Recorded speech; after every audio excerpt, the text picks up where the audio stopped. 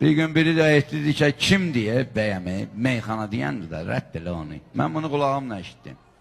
And olsun Allaha. Söz verildi meyxana deyənə. Mən də oturmuşam qıraqda, mən də meyxana deyənəm. Ancaq başqa meyxana deyənə söz verilib.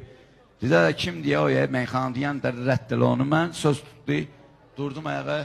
Heç bilmirəm o kimdir, nədir, heç mənim üçün fərqi də yoxdur, istəyir kim olur olsun. Dedim, bura gəl, nə dedin sən? Dedim, düz deyirəm də, biz qalmışıq burada meyxana.